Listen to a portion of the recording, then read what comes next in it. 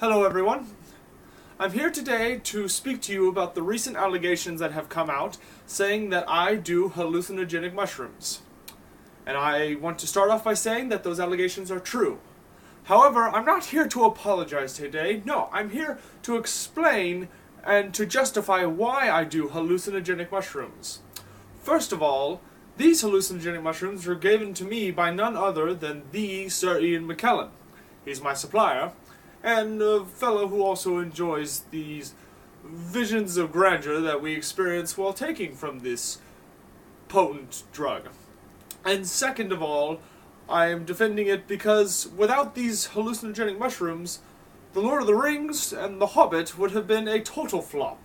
And it was important to my film style that I have these mushrooms to allow me to catch the shots that I needed. So first, let's talk about Sir Ian McKellen. This is Sir Ian McKellen. Sir, that means he's very well known and the Queen likes him and all this other stuff. And he's one of the best known actors in the world, especially London, and is a very respected individual.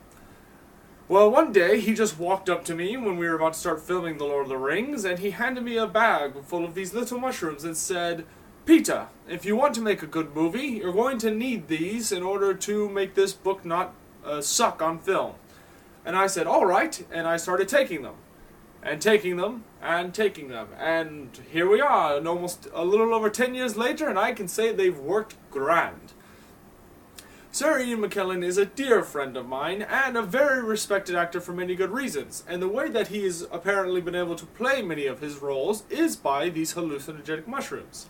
Now, if one of the most famous actors in the world were to walk up to you and say, "Here, take this, it'll make you better at what you do," would you question him? Of course not. You would just take the mushrooms.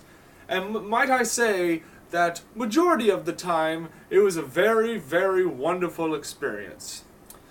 But, you see, Sir Ian McKellen, by doing this, it allowed me to have a better work relationship with him, and I soon realized that most of my actors, to get into their characters for The Lord of the Rings, were doing hallucinogenic mushrooms. So we were all so high that it's no wonder that the acting was so amazing, and that all of the shots we captured were so emotional and perfect, because everyone was having the same trip. It was a magical experience.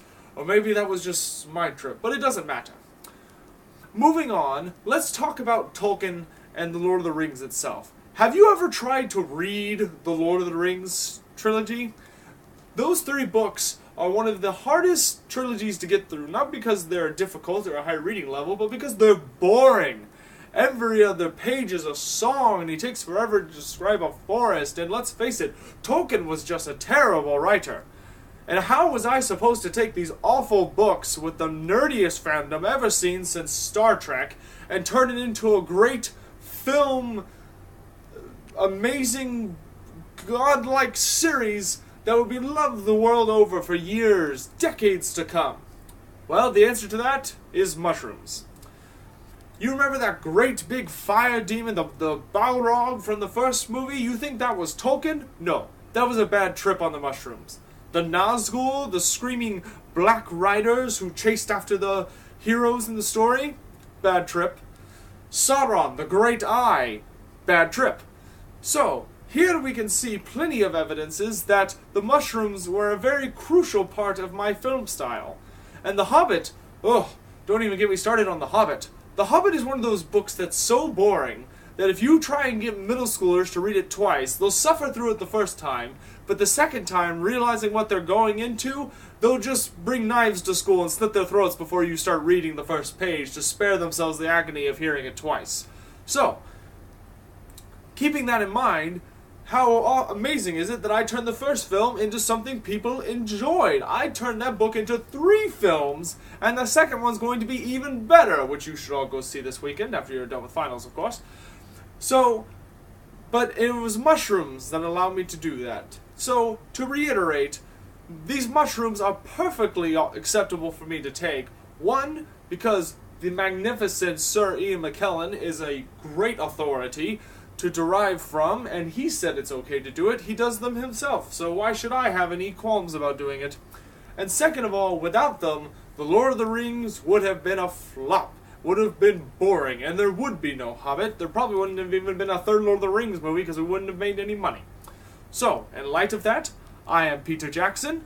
It's been a pleasure talking to you all, and be sure to go see my movie coming up this weekend, The Desolation of Smaug. And just remember, when that dragon comes out, bad trip. Thank you.